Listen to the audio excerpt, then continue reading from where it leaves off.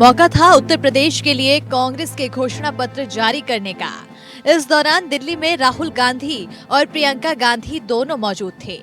कांग्रेस महासचिव प्रियंका गांधी ने यूपी में सरकार बनने पर 20 लाख युवाओं को सरकारी नौकरी देने का वादा किया, तो साथ ही संकेतों में ये भी बता दिया कि यूपी में कांग्रेस का सीएम चेहरा प्रियंका ही होंगी। मीडिया ने जब सवाल किया तो प्रियंका ने पूछा, आपको किसी और का चेहरा दिख रहा है यूपी में कांग्रेस पार्टी की तरफ से? ये पूछे जाने पर कि क्या आप होंगी चेहरा, कांग्रेस नेता ने कहा, दिख तो रहा है ना हर तरफ मेरा चेहरा। आपको किसी और का चेहरा दिख रहा है जी, यूपी में कांग्रेस पार्टी की तरफ से? जी, तो फिर तो आप ही चेहरा है मतलब। अब दिख तो रहा है ना सब जगह मेरा चेहरा।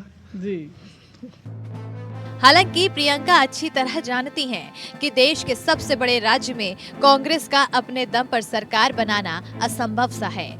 ऐसे में प्रियंका ने ये भी साफ किया है कि अगर चुनाव के बाद जरूरत पड़ी तो उनकी पार्टी गठबंधन सरकार में शामिल हो सकती है। उन्होंने कहा कि अगर कांग्रेस गठबंधन सरकार में शामिल होती है तो युवाओं और महिलाओं को लेकर दिए अपने एजेंडे को पूरा कराएंगी। उनकी बात से साफ है कि चुनाव के बाद वो सपा और आरएलडी के गठबंधन को बहुमत न मिलने की स्थिति में उनके साथ जा सकती हैं। अगर प्रियंका गांधी ने खुद को यूपी में कांग्रेस का सीएम चेहरा बताया है तो सीएम पद के दो और दावेदार योगी आदित्यनाथ और अखिलेश यादव चुनावी समर में कूद पड़े हैं। अखिलेश यादव ने काफी सोच विचार के बाद विधानसभा चुनाव लड़ने का फैसला किया है। उन्होंने पहले कहा था कि वो चुनाव नहीं लड़ेंगे और राज्य की हर सीट पर ध्यान देना पसंद करेंगे।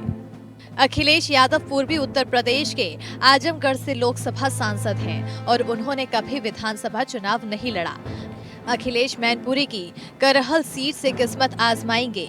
करहल समाजवादी पार्टी का गढ़ है और यादव बहुल्य ये सीट अखिलेश के लिए बेहद सुरक्षित मानी जा रही है। करहल विधानसभा सैफई के करीब है। यहाँ मुलायम सिंह के परिवार का काफी प्रभाव है। इस सीट पर 2007 से समाजवादी पार्टी का कब्जा है। पिछले 3 बार से यहाँ से समाजवादी पार्टी के सोबरन यादव विधायक हैं। 2017 के चुनाव में मोदी योगी की लहर के बावजूद करहल सीट पर समाजवादी पार्टी को लगभग आधे वोट यानी कुल पोल वोट का 49.81% वोट मिला, जबकि बीजेपी के खाते में सिर्फ 31.45% वोट गए थे और बीएसपी ने 14.18% वोट ही हासिल किए थे।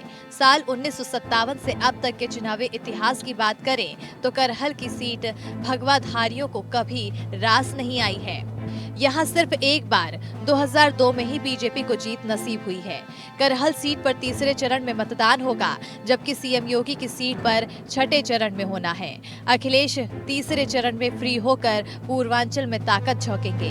दूसरी बड़ी वजह यह है कि अगर सेफ सीट ना होती तो प्रचार के लिए वक्त देना पड़ता। ऐसे में अपनी सीट के कारण दूसरे इलाकों की अनदेखी हो सकती थी।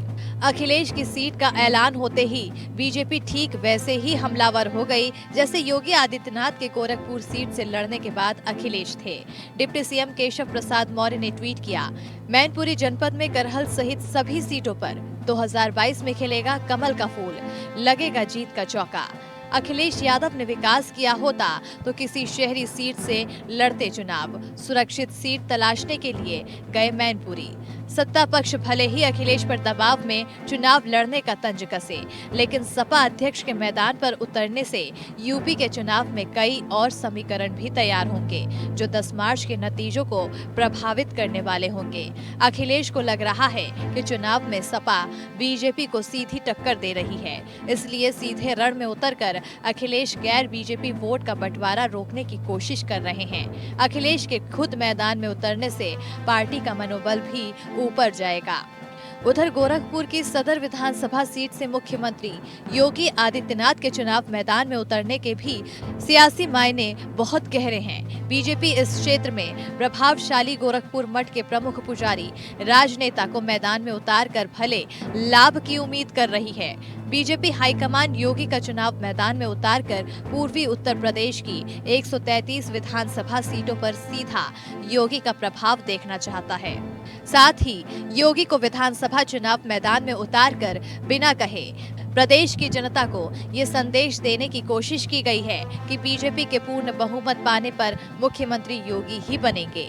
फिलहाल उत्तर प्रदेश के सियासी समर में ऊंट किस करवट बैठता है, इस बात का फैसला तो 10 मार्च को होगा। लेकिन कड़ाके की ठंड के बीच प्रदेश का सियासी माहौल बेहद गर्म है और जनता हर सियासी गतिविधि पर संजीदा निगाह रखे हुए है। Bureau report APN।